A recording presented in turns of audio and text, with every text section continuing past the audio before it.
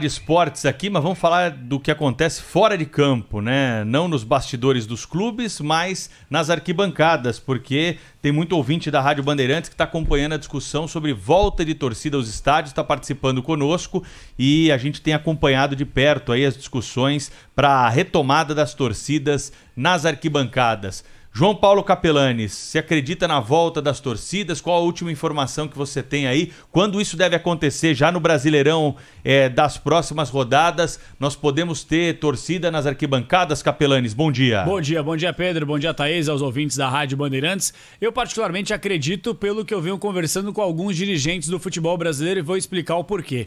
Amanhã, às 4h30 da tarde, está marcado já na CBF uma coletiva virtual. Uma coletiva vai ser para mais reunir os principais dirigentes da elite do futebol brasileiro, para que eles possam entender um pouco mais sobre o protocolo, o procedimento. Até porque já na primeira semana do mês que vem, do mês de outubro, os dirigentes já buscam entender essa situação. Qual seria? Para que possam arrecadar dinheiro com a renda de bilheteria, é claro que está cada vez menor em relação a essa pausa por causa da pandemia, e principalmente o tema é por que algumas regiões as pessoas são a favor e por que em outras situações as pessoas são contra. Vou dar um exemplo. No Rio de Janeiro já há, entre aspas, essa liberação, pelo menos o aval. Diferentemente do que rola em São Paulo, em Belo Horizonte, eu até aproveito para falar que a Secretaria Municipal da Saúde de BH já vetou, disse que não haverá essa possibilidade. E o presidente André Sanches, recentemente em contato comigo, falou: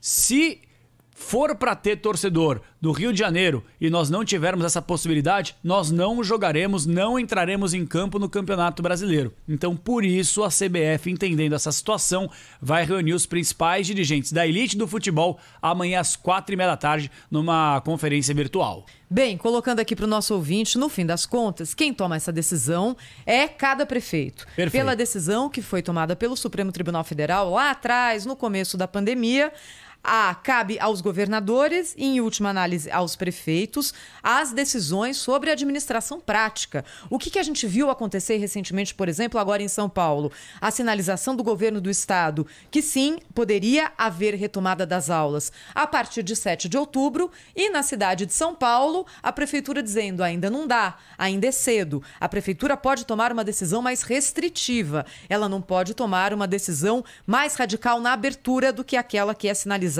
pelo governo do estado. Esse assunto entrou em pauta, não é, Capelanes? Porque é claro que os clubes estão pressionando para a volta da torcida aos estádios. Isso bateu no Ministério da Saúde, que ontem declarou o seguinte: o Ministério da Saúde entende que é possível sim a volta das torcidas aos estádios a partir do mês de outubro, com 30% da capacidade máxima de cada estádio ocupada. Isso é uma espécie de recomendação do Ministério da Saúde, que pode ou não ser seguida por cada governo estadual e referendada ou não por cada prefeitura.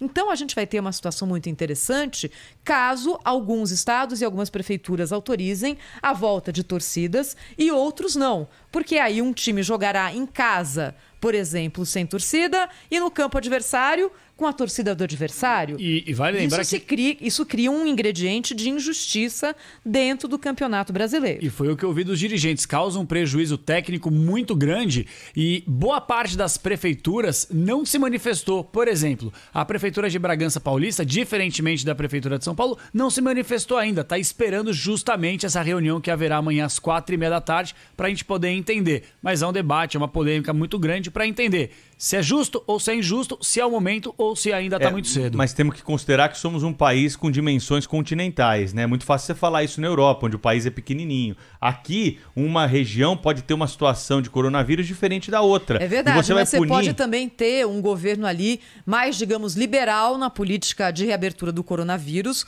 do que o outro, porque essa decisão está na mão do governador. Com certeza, mas você vai punir também aquele cidadão e aquela população que respeitaram a quarentena, que fizeram tudo direitinho para ter menos índices menores, né, de coronavírus em relação a outra população que, por exemplo, relaxou, não tomou os cuidados necessários e agora vai ter que pagar o pato, né, pelo que aconteceu com essa outra localidade? Essa é a questão que se coloca, né?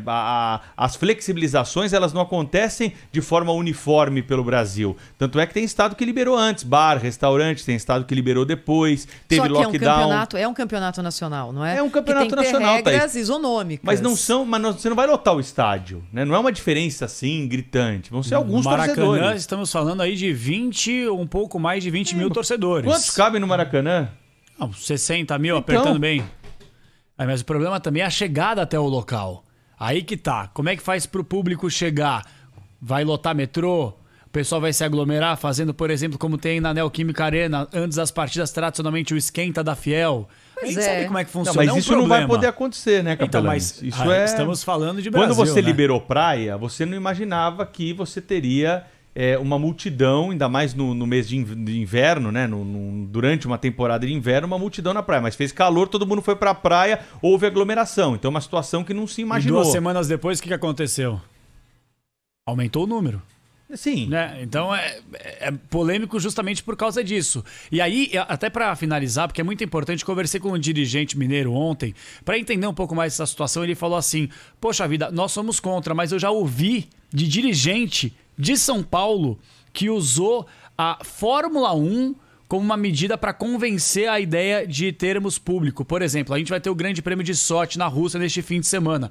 Teremos mais de 30 mil pessoas. Então eles estão usando esse artifício para convencer as autoridades daqui. Só que tem que lembrar que um país é a Rússia, o outro é o Brasil. E a Bruna Barbosa está aqui conosco porque a Prefeitura de São Paulo, de alguma forma, já sinalizou, Bruna, como vê essa discussão. Nosso ouvinte aqui se perguntando se vai poder voltar para a Arena Corinthians, agora a Neoquímica, Allianz Parque, para o estádio do Morumbi, enfim. Qual que seria a posição da Prefeitura hoje? Ela já foi explicitada? Já categórica, nada de jogo aberto por aqui para o público de São Paulo. A Prefeitura de São Paulo afirma que esses jogos só serão permitidos na fase 5 do plano de flexibilização, a fase azul, ou seja, quando acabar a pandemia. A gente vai chegar na fase 5 quando todo mundo provavelmente estiver vacinado. É a última fase do plano São Paulo. Então, por aqui, nada de jogos, ao menos por enquanto. Essa é a decisão já tomada pela Prefeitura de São Paulo. Agora, o governo do estado diz que está analisando, Thaís, a possibilidade que o Centro de Contingência Estadual vai avaliar jogo por jogo, campeonato por campeonato e tomar essa decisão. Ou seja, a gente pode, de repente, se o prefeito de Santos entender de uma outra forma, Vila Belmiro aberta, estádio em São Paulo não.